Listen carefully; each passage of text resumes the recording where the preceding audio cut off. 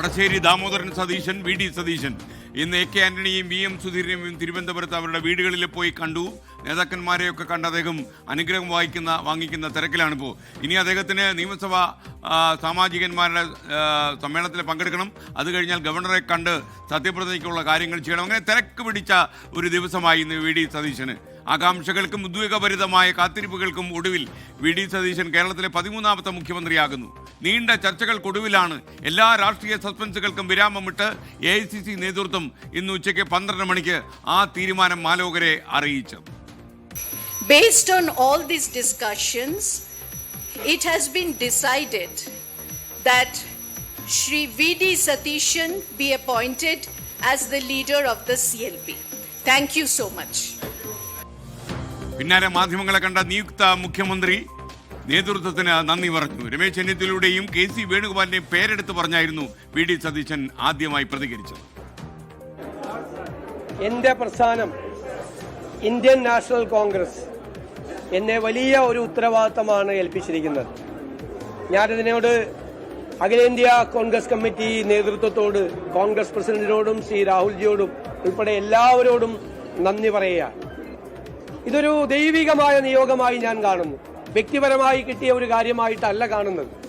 അതിനെ സഹായിച്ച ഒരുപാട് ആളുകളുണ്ട്.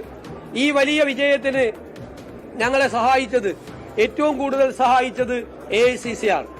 ആ AICCയുടെ പ്രവർത്തനങ്ങളെല്ലാം കേരളത്തിൽ ഏകോപിപ്പിച്ച് നടത്തിയത് പ്രിയങ്കരനായ അതിന്റെ സംഘടനാ ചുമതലയുള്ള ജനറൽ സെക്രട്ടറി ശ്രീ KC വേണുഗോപാലാണ്. ഇതിന്റെ ക്യാമ്പയിൻ കമ്മിറ്റി ചെയർമാനായിരുന്ന നമ്മുടെ മുൻ പ്രതിപക്ഷ നേതാവ് കൂടിയായിരുന്ന KPCC പ്രസിഡന്റായിരുന്ന ശ്രീ രമേശ് ചെന്നിത്തല, അദ്ദേഹത്തിന്റെയും പങ്കുണ്ട്. എന്റെ നേതാവ് കൂടിയാണ് ശ്രീ രമേശ് ചെന്നിത്തല.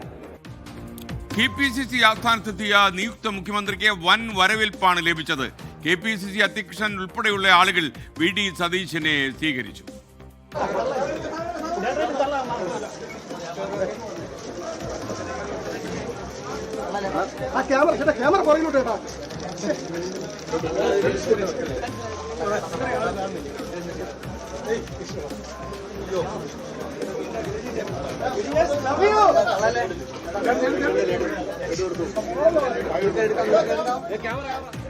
KPCCയുടെ മുതിർന്ന നേതാവ് AK ആന്റണിയെ അദ്ദേഹത്തിന്റെ ഈശ്വരവിലാസം റോഡിലുള്ള വീട്ടിലെത്തി വി ഡി സതീശൻ കണ്ടു. നിയുക്ത മുഖ്യമന്ത്രിക്ക് മുതിർന്ന നേതാവ് നൽകിയ ഉപദേശം കൂടി നമുക്കൊന്ന് കാണാം. തെക്കേ ഇന്ത്യയിലെ ഒന്നാമത്തെ സ്റ്റേറ്റായി വികസന കാര്യത്തിലും ജനക്ഷേമ കാര്യത്തിലും ഒന്നാമത്തെ സ്റ്റേറ്റായി കേരളത്തെ നയിക്കാനുള്ള നിയോഗം Congress party UDF V D Satheesan നൽകിയതിൽ ഞാൻ അതിയായി സന്തോഷിക്കുന്നു. അദ്ദേഹത്തെ കോൺഗ്രസ് നിയമസഭാ കക്ഷി നേതാവായും തുടർന്ന് മുഖ്യമന്ത്രിയായും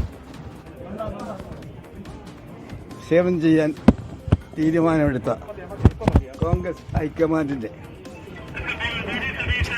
ഇന്ത്യയിലെ ജീവിച്ചിരിക്കുന്ന ഏറ്റവും അനുഭവ സമ്പത്തുള്ള സോണിയാഗാന്ധിയുടെ ഉപദേശം സ്വീകരിച്ചിട്ട് രാഹുൽ ഗാന്ധിയും കോൺഗ്രസ് പ്രസിഡന്റ് മല്ലികാർജുൻ കൂടിയാണ് വി ഡി സതീശനെ ഈ സ്ഥാനത്ത് നിയോഗിച്ചത്.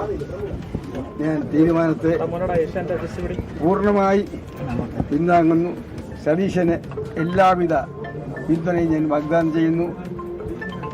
അടുത്ത 5 വർഷക്കാലം കേരളത്തിന്റെ ഒരു സുവർണകാലമായി മാറട്ടെ ഞാൻ ആശംസിക്കുന്നു.